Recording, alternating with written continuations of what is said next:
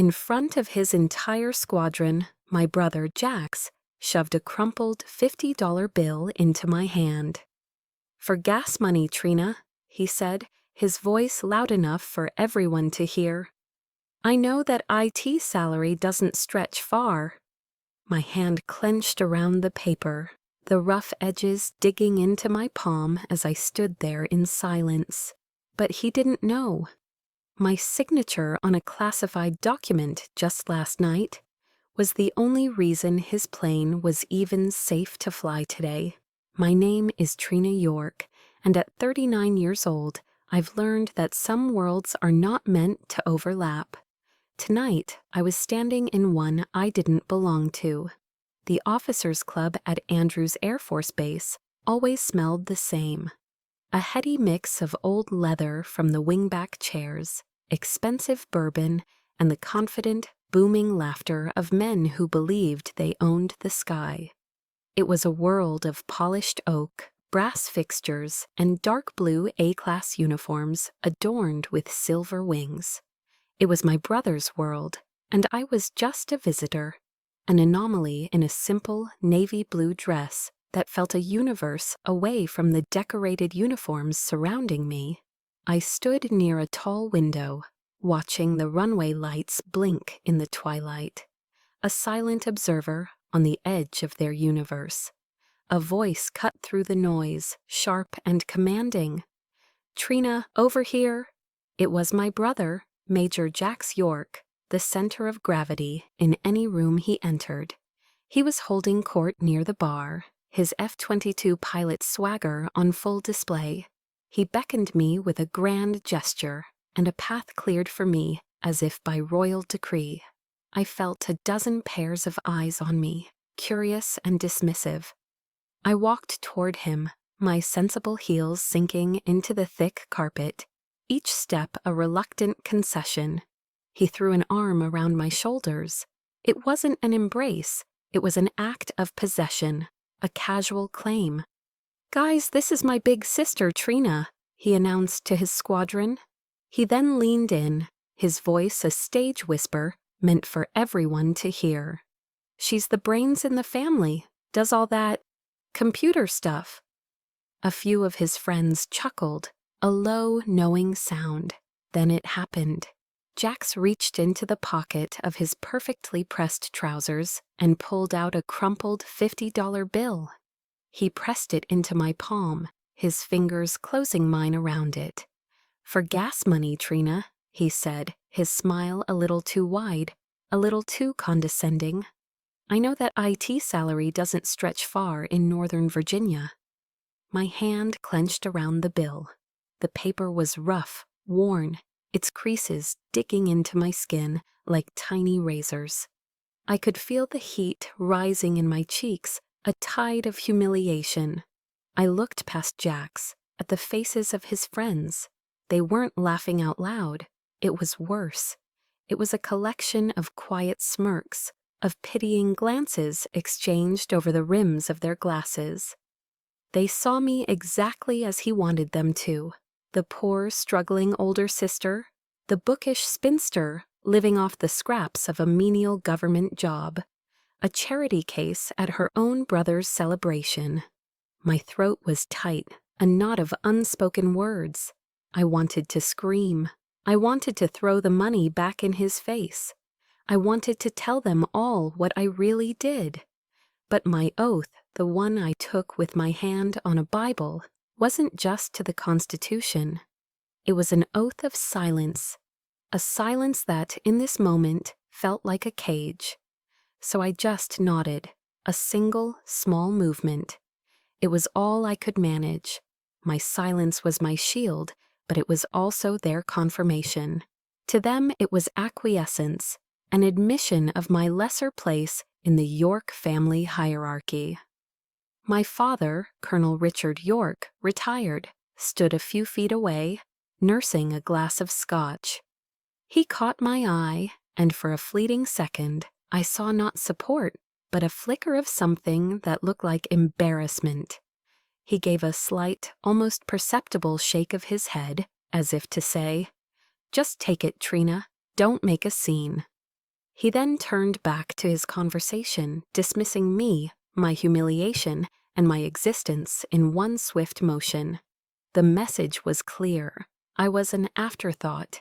Just then, I felt a faint, insistent vibration in my clutch. My secure pager.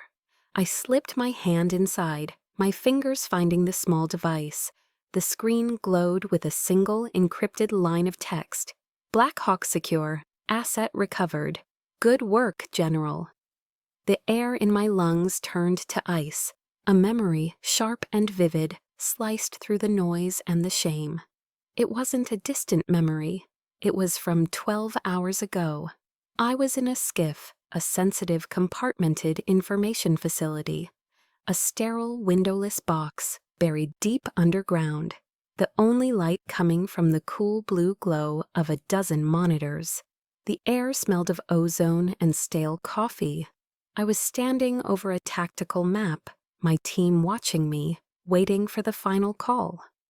The life of a captured CIA asset was on the line, and with him, the intelligence he carried, details of a planned surface-to-air missile attack, on this very base.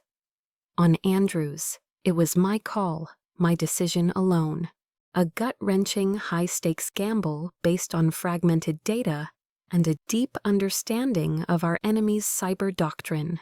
I gave the order, a single word that unleashed a silent digital storm halfway across the world, neutralizing the threat and creating the window for the extraction team. Good work, General. The words on the small screen were a stark, brutal contrast to the scene in front of me. The men in this room, laughing and drinking, owed their lives to the computer stuff I did.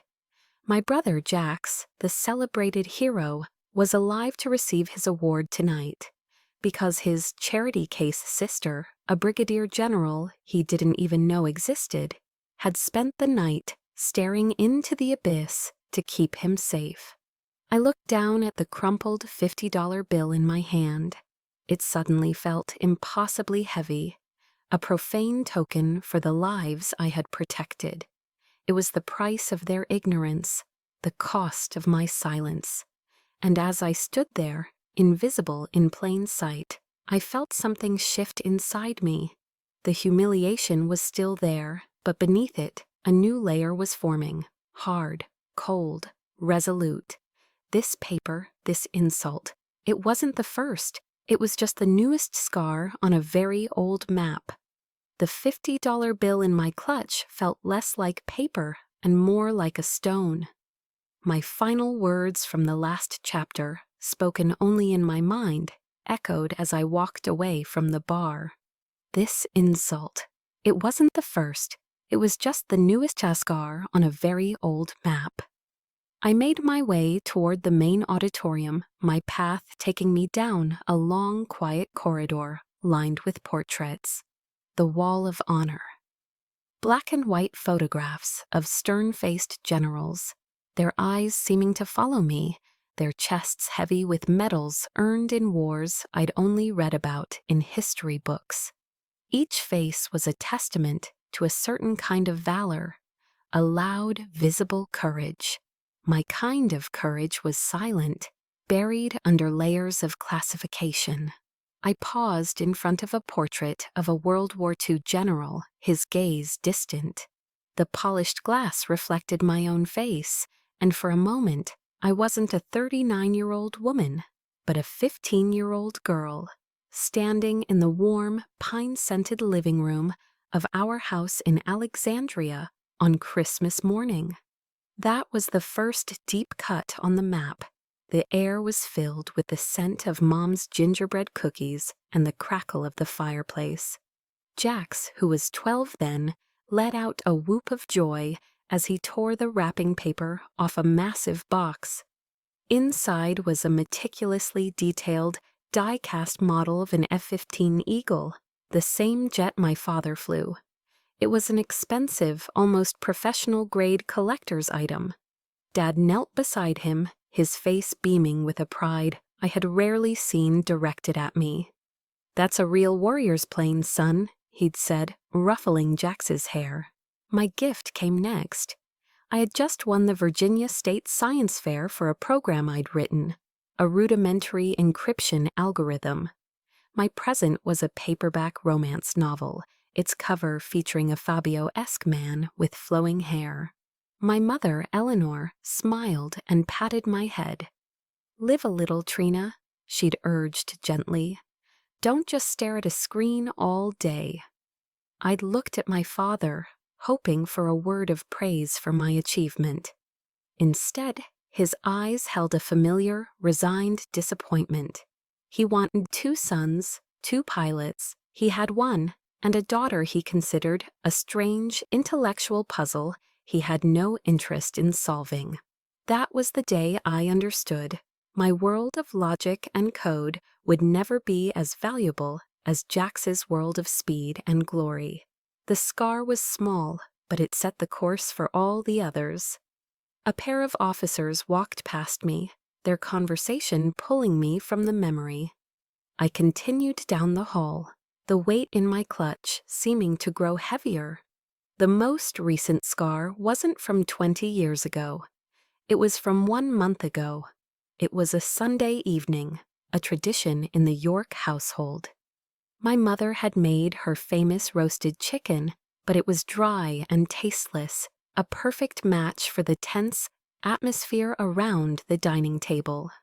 The topic of conversation was the house. The historic slate roof of our family home in Old Town Alexandria needed a complete overhaul, a project that would cost over $100,000. Jax, ever the man of action, had laid out a series of complicated, high-risk investment schemes he was pursuing. He spoke of stocks and ventures with a confidence that far outstripped his actual knowledge. Then all eyes turned to me. It was my father who asked, his voice flat, devoid of real expectation. "And you, Trina, what's your contribution?" The question wasn't a genuine inquiry. It was a test, a challenge I was expected to fail. I took a calm sip of water, placed the glass down, and looked him in the eye. "I can wire the full amount tomorrow morning," I said, my voice even. Silence. A thick, suffocating silence fell over the table. Jax let out a short, disbelieving laugh. My mother's hands fluttered nervously, but it was my father's reaction that carved the wound. He slowly placed his knife and fork down on his plate, the sound of metal on porcelain unnaturally loud. He stared at me, his face a mask of cold disapproval. "Trina," he said, his voice dangerously low, "I thought we'd been over this. The legacy of this family, this house, was built with honor. With sweat and sacrifice on the battlefield, not with ambiguous funds from some nebulous tech contract. Ambiguous funds, tech contract. He made my career, my life's work, sound like something dirty, something illicit. As if the bonuses I received for high-risk overseas deployments were no better than blood money." He wasn't finished. "We don't need your pity, and we certainly won't be using your money to keep a roof over our heads." The words hung in the air, more brutal than any physical blow. He hadn't just rejected my help. He had rejected me. He had spat on my success, delegitimized my sacrifices, and deemed my contribution worthless, all because it didn't come with a flight suit and a call sign. My mother quickly tried to change the subject, asking about the weather, but the damage was done. Something fundamental inside me had shattered. I blinked, and the face of the general in the portrait came back into focus. I was back in the corridor at Andrews, the muffled sounds of the reception filtering in. At West Point, they'd taught us about silent duty, the idea that the greatest service is often the one that goes unrecognized. For years, I had held that idea like a shield, a justification for the loneliness and the lack of understanding from my own family. but standing there with the fresh sting of my father's words and the memory of my brother's $50 insult, I realized the flaw in that logic. Silent duty was about serving your country without expecting its praise. It wasn't about letting your own family erase you. I looked down the hall at the rows upon rows of men who had fought their battles in the open. But what about a battle fought in the shadows, in the silence? What do you do when the war isn't against a foreign enemy, but against the quiet contempt of the people who are supposed to love you most? Do you surrender to their narrative, or do you find a new way to fight? The question I'd asked myself in the hallway still hung in the air, a silent challenge. Do you surrender, or do you find a new way to fight? Surrender was not in my vocabulary, it wasn't in my training, but tonight, fighting didn't mean confrontation, it meant fortification. Before I could face the main event, my brother's coronation, I needed to retreat to my own personal command center. I excused myself from the periphery of the crowd, murmuring a quiet "pardon me" as I navigated through clusters of uniformed officers. My destination wasn't the bar or an empty table. It was a small, quiet alcove near the women's restroom, a forgotten space of institutional carpeting and bland beige walls. The only sound was the low, steady hum of the building's ventilation system, a white noise that helped to drown out the distant laughter and clinking glasses. Here, in this anonymous corner, I was invisible, and for a few crucial moments, that was exactly what I needed. I pulled my secure government-issue smartphone from my clutch. The screen lit up, displaying a cascade of classified notifications and encrypted emails, the constant demanding rhythm of my real life. I ignored them all. With a practiced thumb, I swiped past the digital noise of my profession and tapped on a single, unassuming icon, a simple notes app. Pinned to the very top was a note titled Arena. The text inside was not a military directive or a coded message. It was a passage I had memorized years ago, a secular prayer that had become the cornerstone of my resilience. The words were from a speech Theodore Roosevelt gave in Paris in 1910. I had first read them as a cadet at the Air Force Academy, and they had resonated with a force that shaped the officer I would become. I read them now, my lips moving silently, the familiar cadence a balm to my raw nerves. It is not the critic who counts, not the man who points out how the strong man stumbles, or where the doer of deeds could have done them better.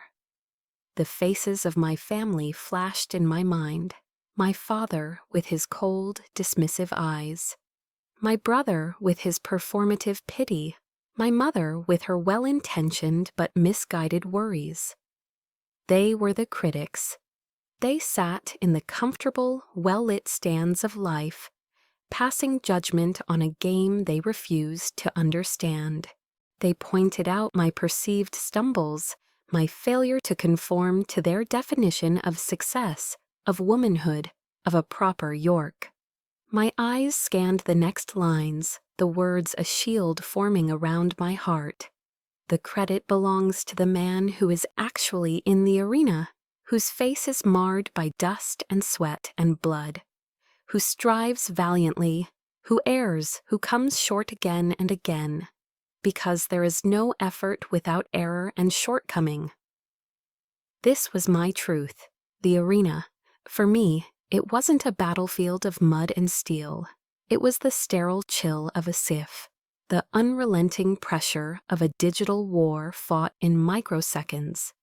It was the dust of sleep deprivation after a 36-hour shift, the sweat of a high-stakes decision that could mean life or death for people I would never meet. It was the silent internal bleeding from the constant cuts of my family's disapproval. I had erred. I had come up short in their eyes again and again. But it was because I was striving. I was in the fight, while they merely watched from the sidelines. The final words of the passage settled over me, a cloak of profound, defiant peace. But who does actually strive to do the deeds? Who knows great enthusiasms, the great devotions? Who spends himself in a worthy cause? Who at the best knows in the end the triumph of high achievement? And who at the worst, if he fails, at least fails while daring greatly, so that his place shall never be with those cold and timid souls who neither know victory nor defeat. Cold and timid souls. That was it. That was them. They were safe in their world of black and white certainties, of tangible medals and visible glory. They were afraid of what they couldn't see, couldn't measure, couldn't boast about at a cocktail party. Their contempt for my work wasn't about me, it was about their own fear. They didn't know victory or defeat in the arena I inhabited. They only knew how to critique the warrior. A deep breath. I filled my lungs, and as I exhaled, I let go of the sting of their judgment. Their opinions were just noise. The $50 bill in my purse was just paper. The pain I felt was not a sign of my weakness, but the price of my courage. It was the cost of daring greatly. I locked my phone and slipped it back into my clutch. I stood up a little straighter, my posture shifting from that of a guest to that of a general.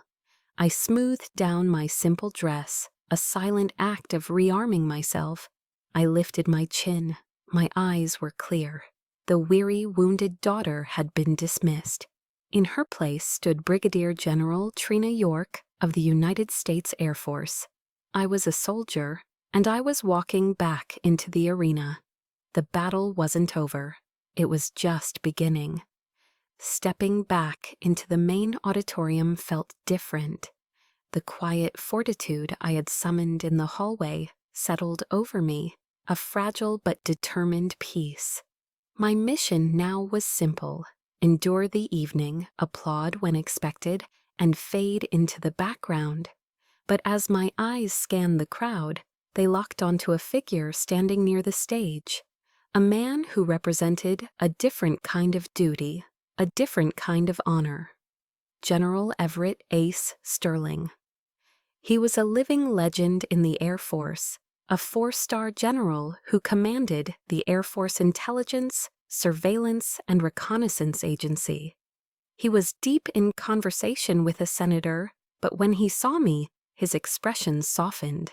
He gave a slight, almost imperceptible nod, and then a subtle wave of his hand, beckoning me over. It wasn't a summons from a superior, but an invitation from a mentor, a friend.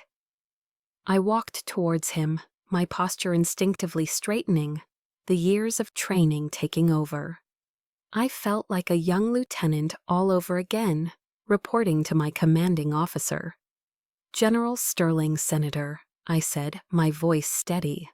The senator smiled politely, but it was General Sterling who turned his full attention to me. He bypassed the senator and extended his hand.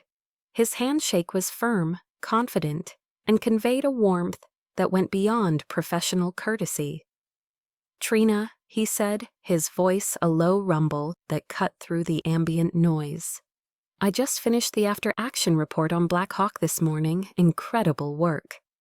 He leaned in slightly, his eyes, which had seen the rise and fall of nations, filled with a genuine, unadulterated pride.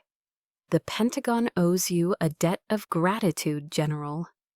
He called me by my rank, but his tone was personal. Then it shifted, becoming even warmer. "Are you still carrying around that worn copy of Marcus Aurelius's Meditations?" he asked, a small smile playing on his lips. "I've always thought Stoic philosophy was practically required reading for our line of work."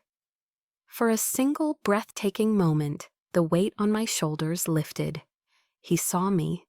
He didn't just see the uniform I didn't wear tonight, or the rank I held in secret.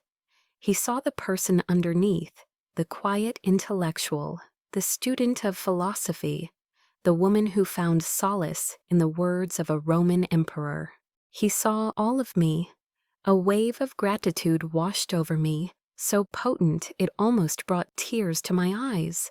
This was the validation I had craved my entire life, coming not from my own blood, but from a man who commanded legions. If only they could see me like this, a voice whispered in my heart. If only they knew. The moment shattered. Trina. Jax's voice was sharp, impatient, slicing through the warm bubble of our conversation. He appeared at my side, moving with an entitled haste, not even acknowledging the senator.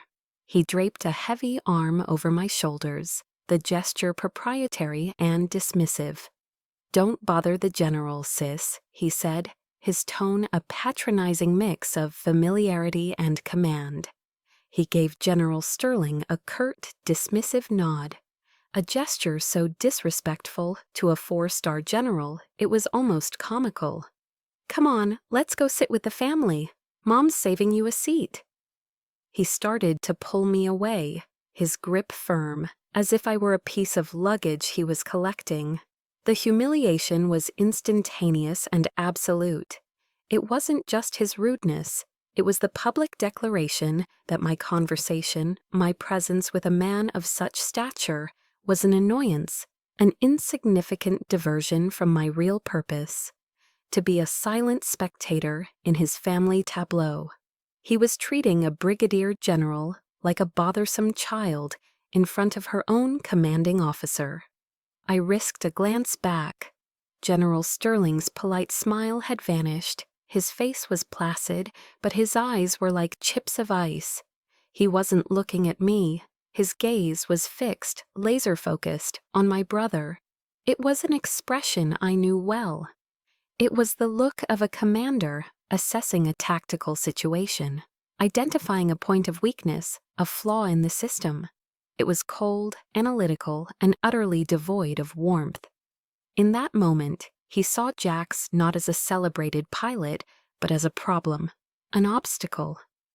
Jax, oblivious, continued to steer me toward the front rows where our family was seated. "Honestly, Trina," he muttered, loud enough for me to hear, "you can't just go up and talk to men like that. It's a bad look." I didn't answer. I couldn't.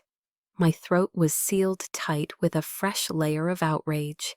He was lecturing me on decorum, on appearance, completely unaware of the universe of irony he was swimming in.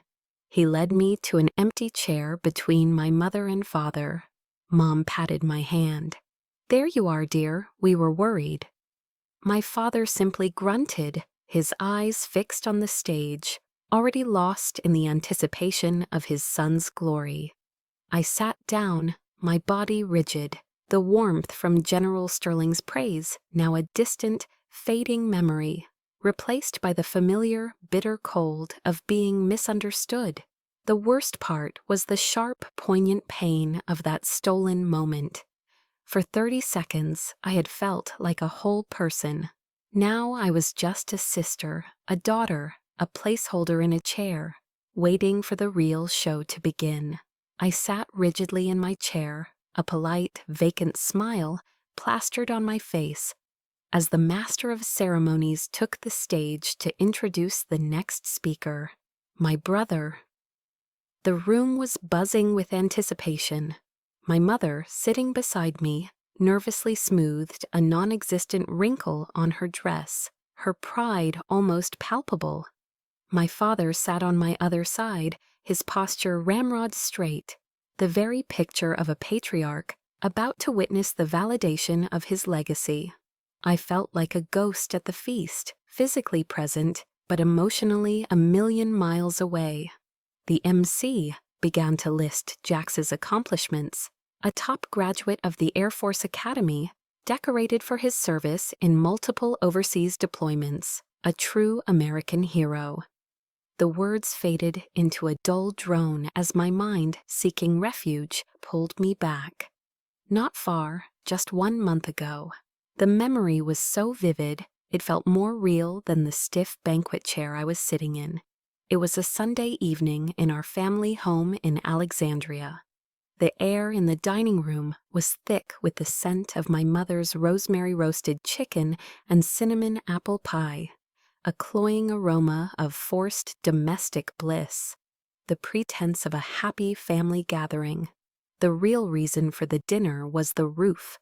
The slate tiles on our ancestral home, a house that had been in the York family for generations, were failing. The repair estimate was a staggering $100,000. My father, Colonel Richard York, had announced it with the gravity of a man declaring war. My brother, Jax, ever the showman, had launched into a monologue about his portfolio, his ventures into tech startups and real estate. All high-risk, high-reward schemes that sounded more like a fantasy than a financial plan. He spoke with bravado, painting himself as a maverick entrepreneur, a pilot who conquered the markets as easily as he conquered the skies. When he finished, a heavy silence fell. Then, my father's gaze shifted to me. It was a look I knew well. It was the look of someone asking a question to which they already believed they knew the answer. "And you, Trina?" he asked, his tone carefully neutral. "What can you contribute?" The question was a formality, a trap. They expected me to say I could maybe help with a few thousand, that my little IT job couldn't possibly cover such a monumental expense. They expected me to be small so that Jax could appear large. I took a slow, deliberate sip of my iced tea. I met my father's gaze across the polished mahogany table. "I can wire the full amount tomorrow morning," I said. My voice didn't waver. It was a simple statement of fact. The reaction was immediate and profound.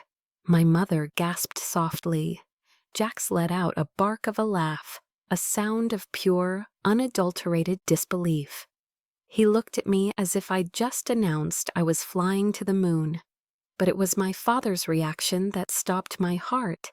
He didn't raise his voice. He did something far worse. He slowly, deliberately, placed his fork and knife down on his plate. The crisp clink of silver on porcelain echoing in the sudden silence. He folded his hands on the table and leaned forward slightly.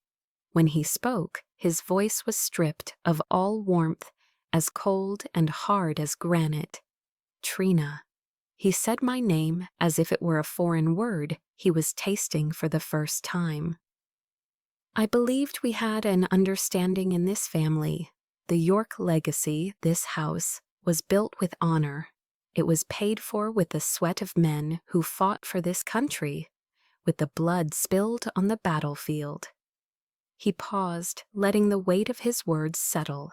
He looked at me, his eyes filled not with anger, but with a deep, unshakable disdain. It was not built with ambiguous funds from some nebulous tech contract. We do not need your pity, Trina, and we most certainly will not use your money to keep a roof over our heads. Your money. He said the words as if they were poison on his tongue. He had dismissed my entire life's work, my career, the dangerous deployments, and the immense responsibilities, as nothing more than a series of shady back-alley deals. My success wasn't something to be proud of, it was something to be suspicious of, something without honor because it wasn't earned in a cockpit. The truth my mother always quoted from the Bible, "The truth shall set you free," felt like a bitter joke. My truth was being treated like a lie. The silence that followed was broken by my mother, who quickly began talking about the church bake sale. But it was too late. The damage was done. The final fragile thread of hope that I might one day earn my father's respect had been severed. In his eyes, I would never be enough, because I was not a son and I was not a pilot. My worth and the worth of my work had been declared null and void. A sudden, deafening round of applause jolted me back to the present. On stage, Jax was smiling, waving, bathing in the adoration of the crowd. He was thanking my father for teaching him the meaning of true honor. I looked at him, then at my father, who was now beaming, his chest puffed out with pride. The scene from the dinner table replayed in my mind, a brutal, endless loop. And in that moment, sitting between the two men who defined me by my absence of what they valued, I knew the battle wasn't just about being seen. It was about surviving their definition of me. Jax's speech built to a crescendo. He spoke of legacy, of valor, of the York name. And then he delivered the final blow. It wasn't a direct attack. It was more insidious, a poisoned dart wrapped in patriotic sentiment. And finally, he said, his voice thick with emotion, his eyes scanning the adoring crowd, I want to thank my family, my father, who taught me what honor truly means, my mother, whose support has been my bedrock. I want to thank the men and women who serve beside me, and all the families who understand sacrifice, the ones who are always on the front lines, whether in the sky or on the ground, the ones who truly know the price of glory, the ones who truly know. The words were a perfectly aimed weapon. With that single elegant phrase, he had surgically removed me from our family's history of service. He had drawn a line in the sand, placing himself, my father, and every pilot in the room on one side, and me, with my silent, unseen work on the other. I wasn't just the sister in the IT department anymore. I was an outsider, someone who couldn't possibly understand. I had been publicly, gracefully, and completely erased. The auditorium erupted in a thunderous standing ovation. My mother was weeping openly now, tears of pure pride streaming down her face. My father was on his feet, clapping with a stiff military rhythm, a rare, brilliant smile on his face. They rushed to the aisle to embrace Jax as he stepped down from the stage, a perfect family portrait of triumph. And I just sat there. I remained in my seat, an island of stillness in a sea of celebration. A strange calm washed over me, the raw, searing pain from my father's rejection at the dinner table, the hot shame from my brother's $50 insult. It all receded. In its place was a vast, cold emptiness. It was the feeling of a fever finally breaking after a long, delirious illness. The pain was gone, but so was the heat, the fight, the desperate hope that had kept me trying for so long. I was done trying to earn their approval, done hoping they would one day see me, done being hurt. My gaze drifted across the crowded room, past the smiling faces and the self-congratulatory backslapping, and found him, General Sterling. He was sitting in the front row, amidst the highest echelons of military and political power. He was not clapping. He was watching me, his expression unreadable, but his focus absolute. Our eyes locked across the distance. He held my gaze for a long moment, and then he gave the slightest of nods. It wasn't a gesture of comfort. It was a question, a silent professional inquiry from one commander to another. Is it time, General? I didn't nod back. I didn't have to. The decision had already been made, forged in the cold silence that followed my brother's final, dismissive words. My response was internal, a subtle shift in my own body. I took a deep, slow breath, held it for a count of 3, and then released it. As I exhaled, I felt my shoulders, which had been tensed for as long as I could remember, finally, completely relax. It was an act of surrender. But I wasn't surrendering to them. I was surrendering the burden, the heavy, exhausting weight of their expectations, the crushing responsibility of protecting their fragile egos with my silence. The fantasy that one day they would look at me and see a daughter, a sister, an equal. I let it all go. In that moment, a vow was formed, not in words, but in the quiet, resolute core of my being. This was no longer about revenge. Revenge was a hot, messy emotion, and I was done with heat. This was about correction. It was about balancing the scales. They had written their version of the story, a neat, heroic tale with me edited out. Tonight, the addendum would be read into the official record. The missing chapter was about to be declassified. And maybe you understand that feeling, that moment when you've been pushed so far that you don't break, you clarify. The point where silence is no longer a shield for your pain, but the loading of a weapon. Have you ever reached that limit? The one where you realize that allowing the truth to have its own voice isn't an act of aggression, but an act of profound self-preservation? My vow, made right then, was that I would no longer stand in the way of the truth. I was ready to let the story correct itself. The standing ovation for Jax finally began to subside, settling into a comfortable murmur of congratulations. My family was a tight, beaming knot of pride near the front of the stage, accepting handshakes and praise on Jax's behalf. I remained seated, a silent observer, feeling the cold resolution I had found in the hallway solidifying within me. The decision was made. The die was cast. Now all I could do was wait for the sequence to initiate. It began subtly. The master of ceremonies, a cheerful colonel from the public affairs office, walked back to the podium. His smile seemed a little strained now, his movements less fluid.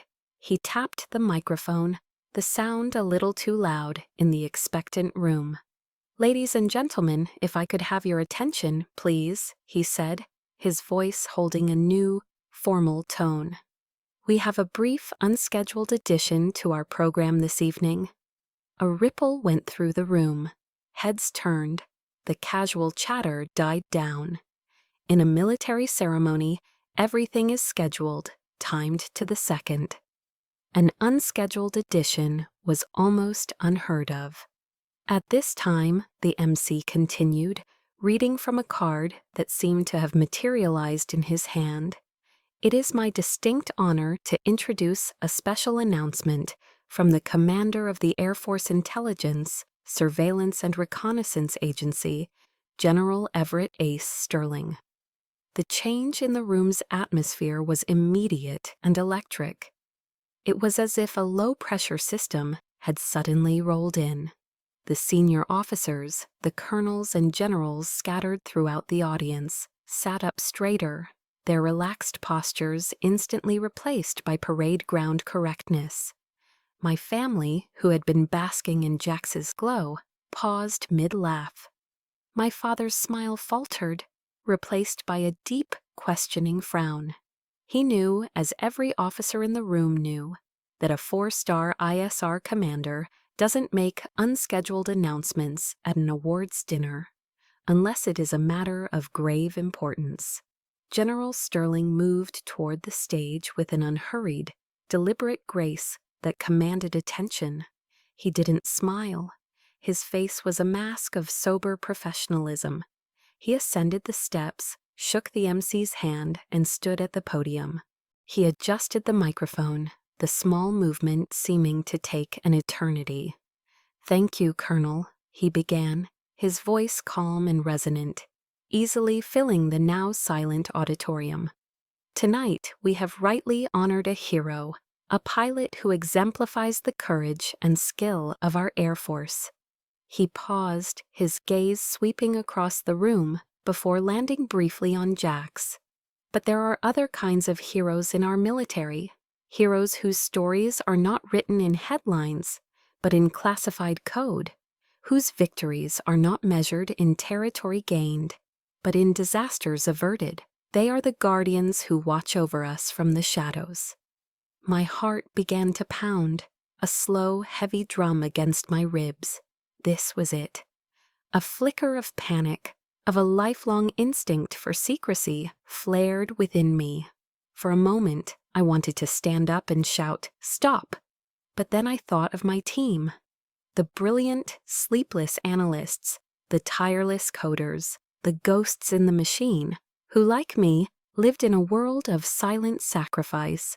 This wasn't just for me, it was for them. As if on cue, a young captain in a pristine service dress uniform walked onto the stage. He carried a single, slim manila folder. But this was no ordinary folder. It was bound with red tape, and stamped across the front in bold, stark letters was the classification: Top Secret. As the captain placed it on the podium, I could see a second stamp, freshly inked in a bold diagonal slash across the first, Declassified. And beneath it, in smaller, authoritative type, by order of the President of the United States. A collective, barely audible gasp went through the audience. General Sterling placed a hand on the folder, but didn't open it yet. He let the tension build, a master of psychological timing. "Today," he said, his voice dropping slightly, drawing every ear in the room closer, "the President has authorized the declassification of one of the most critical and successful intelligence operations in the history of modern warfare, Operation Black Hawk." He opened the folder. The silence in the room was no longer just quiet. It was a physical presence, a heavy blanket that smothered all sound. I watched my family. My mother looked utterly bewildered, her hand clutching my father's arm. My father was leaning forward, his brow furrowed in intense concentration, trying to connect the dots. And Jax had a smirk on his face. A faint, arrogant curve of his lips. He thought this was some kind of preamble, some grand abstract speech about the nature of warfare before they got back to celebrating him. He had no idea. He didn't know that the storm, which had been gathering on a distant horizon for years, was not about to break. It had just made landfall, directly in his living room. General Sterling's voice resonated with historical gravity. He wasn't just giving a speech, he was testifying before history. He spoke of Operation Black Hawk, not in vague terms, but with chilling precision. He described a global terrorist network poised to unleash chaos, a plot so sophisticated it had eluded every other intelligence agency. Behind him, the large screen flickered to life. It didn't show faces. It showed something far more terrifying to those in the know.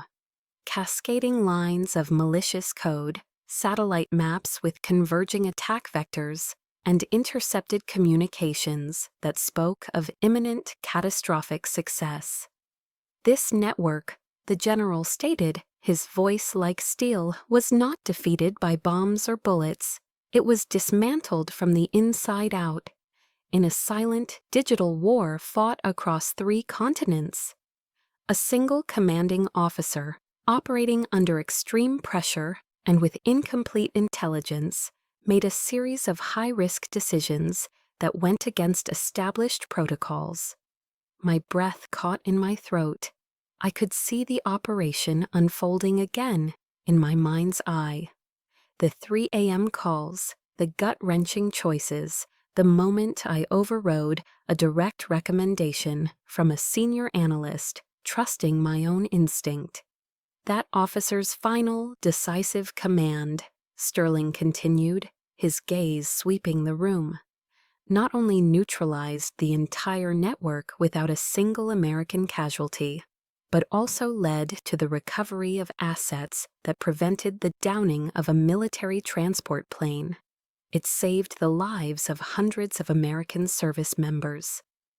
The screen behind him changed. It now showed a single, stark image, the elegant silver and blue design of the Air Force Cross, the second highest military decoration that can be awarded to a member of the United States Air Force. A murmur went through the room, a sound of awe and disbelief. The Air Force Cross was a legend, a medal for heroism, so profound it bordered on the mythical. It was a pilot's medal, a warrior's medal.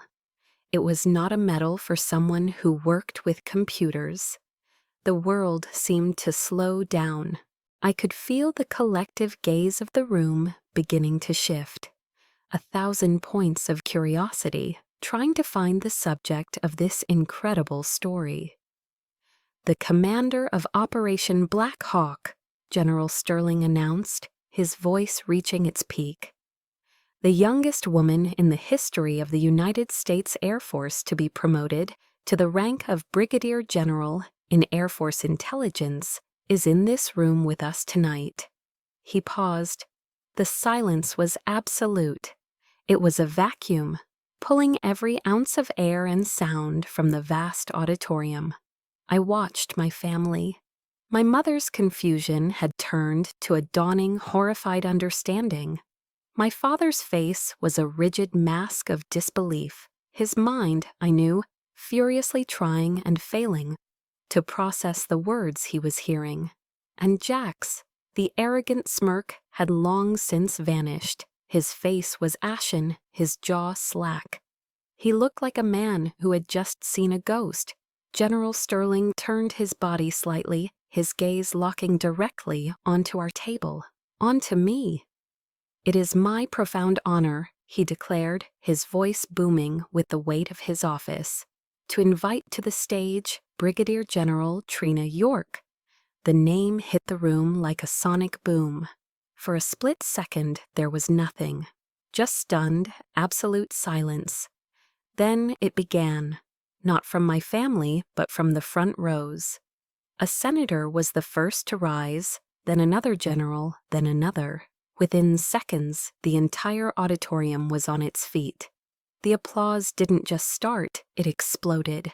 It was a roar, a tidal wave of sound and respect that crashed over me, so powerful it felt like a physical force. I pushed my chair back and stood. My legs felt strangely steady. I walked the long path to the stage, each step measured and sure. I was no longer Trina, the awkward sister. I was General York, and I was answering a summons. On stage, General Sterling's face was etched with profound respect. The young captain who had brought the dossier now presented a velvet box.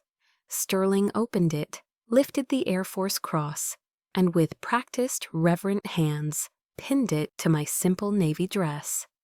The weight of the medal was real, solid, a tangible counterpoint to a lifetime of being made to feel insubstantial. He stepped back, raised his hand to his brow, and rendered a crisp, perfect salute. I returned it, my own movements precise and automatic. He gestured to the podium. It was my turn. I stepped up to the microphone, looking out at the sea of faces, the blur of uniforms and evening gowns, all turned toward me. For the first time in my life, I did not flinch from their gaze. I did not search for my family in the crowd. I didn't need to. My speech was not for them. "Thank you, General Sterling," I began, my voice clear and amplified, carrying to every corner of the room. "This honor does not belong to me alone." I paused, letting the silence settle again. "It belongs to the unseen, to the analysts who give up their nights, the coders who chase ghosts through networks, the linguists who find meaning in whispers. It belongs to the quiet professionals, the ghosts in the machine, who stand a silent watch so that others may live in the light." I looked directly at the crowd, my gaze sweeping over them all, equals in this moment. "On behalf of all of them, I thank you." That was all. I stepped back from the podium, short, professional, to the point.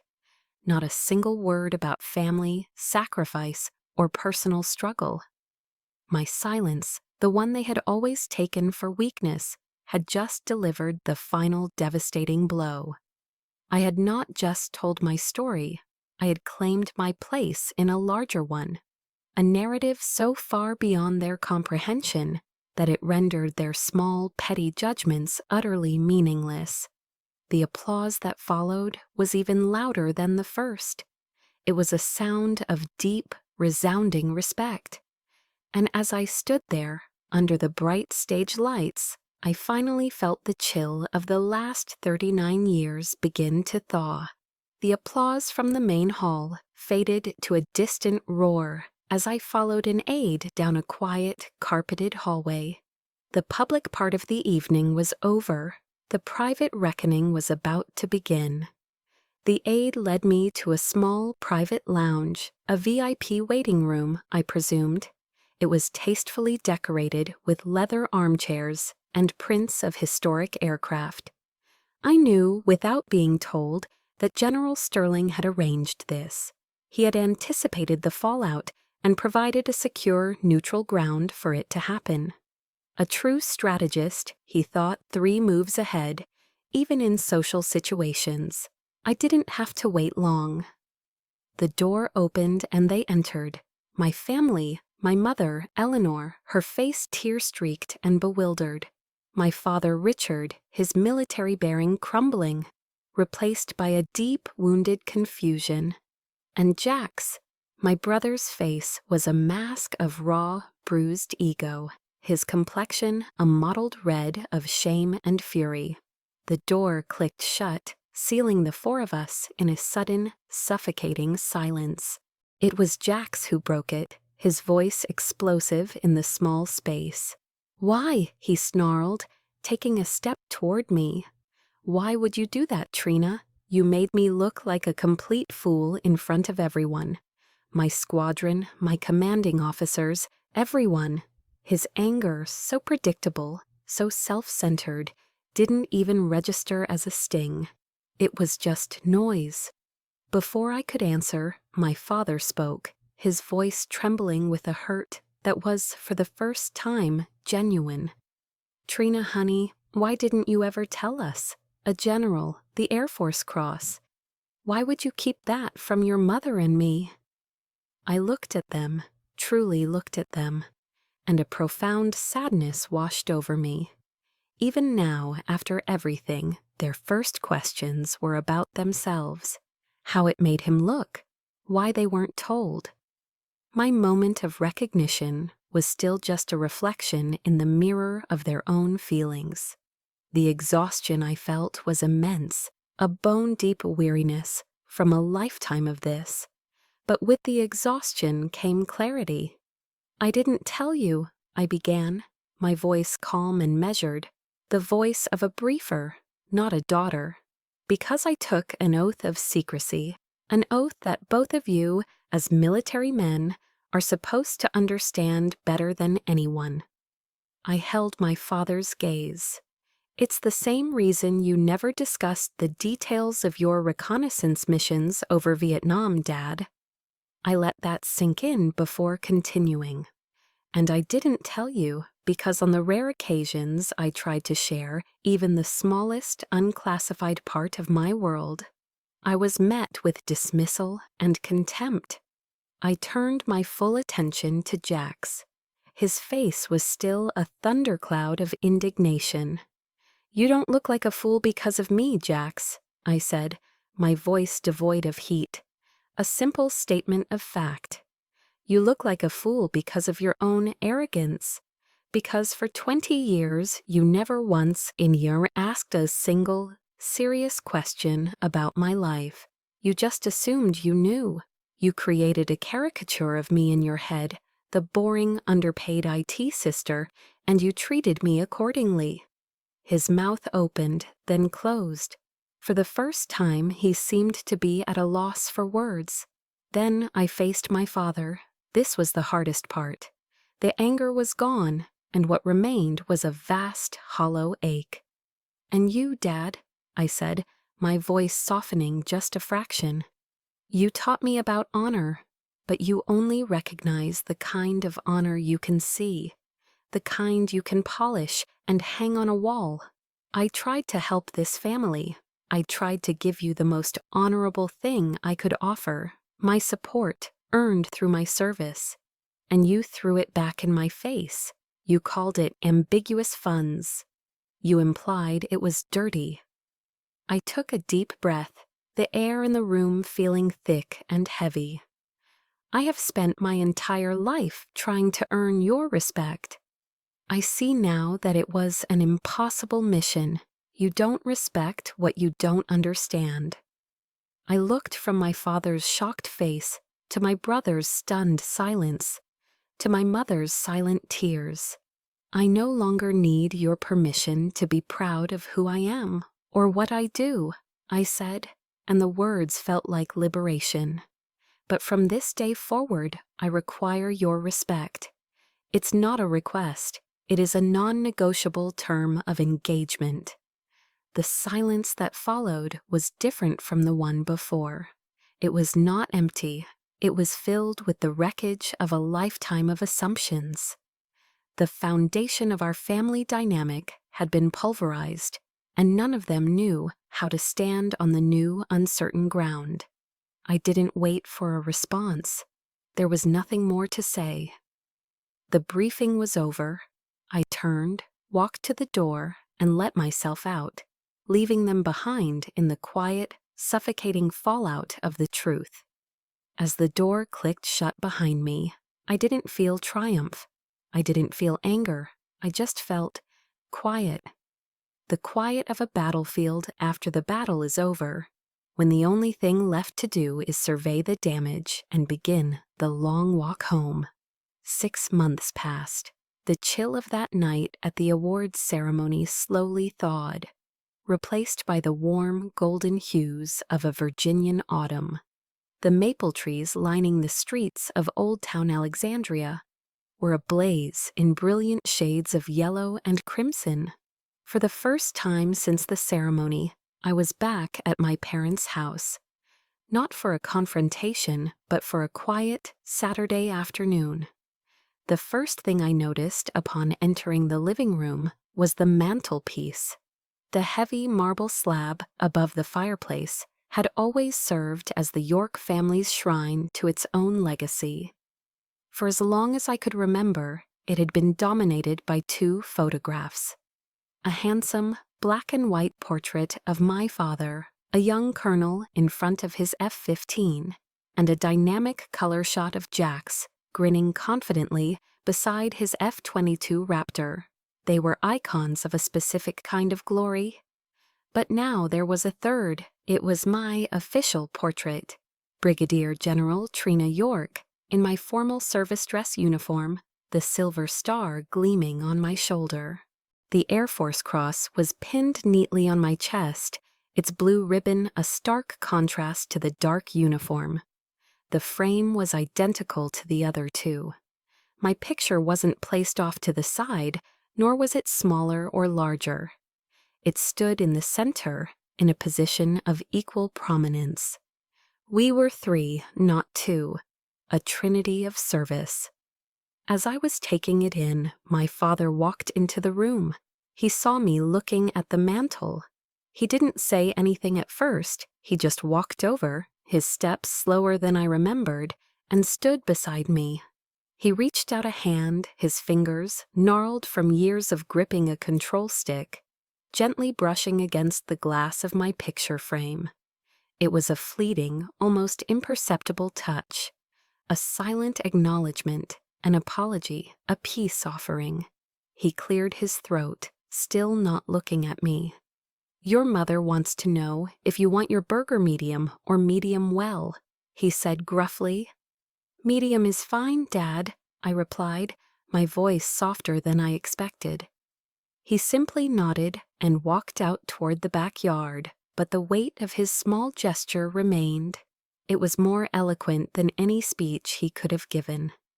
The air in the backyard was filled with the familiar, comforting smell of grilling burgers and freshly cut grass.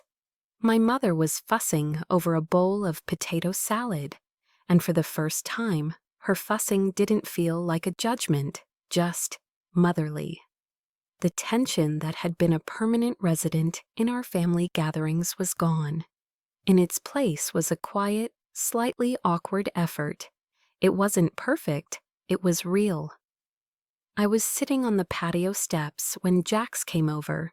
He was holding 2 cold bottles of Sam Adams Boston Lager, condensation beating on the dark brown glass. He handed one to me without a word. We sat in silence for a moment, watching the smoke curl up from the grill. I read some of the declassified articles about Operation Black Hawk, he said finally, his voice low, his gaze fixed on the bottle in his hands. He wouldn't look at me. It was unbelievable, Trina, what you did. He took a long swallow of his beer. I waited, knowing there was more. He turned to me then, and for the first time I saw not the arrogant fighter pilot, but just my little brother. His eyes were filled with a shame that was real and deep. "I'm sorry," he said, the words barely a whisper. "For everything. For the $50. For all of it. I was a jerk. A jealous, arrogant jerk." 2 words. I had waited a lifetime to hear them, and now that they were here, they didn't bring a sense of victory. They brought a sense of peace, a quiet closing of a wound. I managed a small smile. "I know," I said. He let out a breath he seemed to have been holding for 6 months. He raised his bottle. "To you," he said. I raised mine to meet it, the clink of glass a small, clear note in the autumn air. "To us," I corrected gently. He smiled, a real smile this time. "Welcome home, General." "Welcome home, Major," I replied.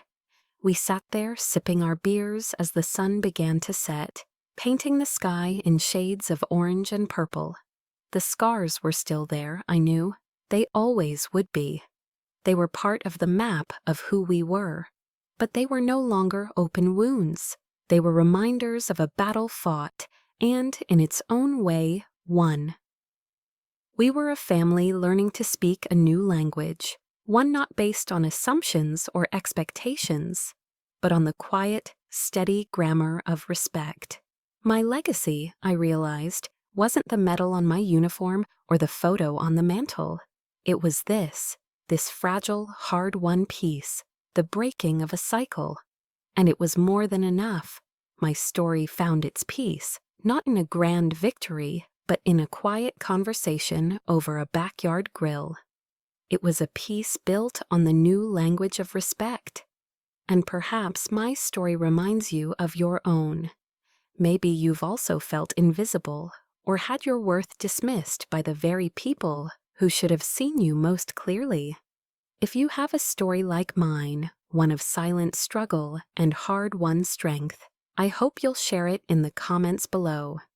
Your voice matters, and if stories like this resonate with you, please subscribe to Chosen Revenge for more true stories about finding your power.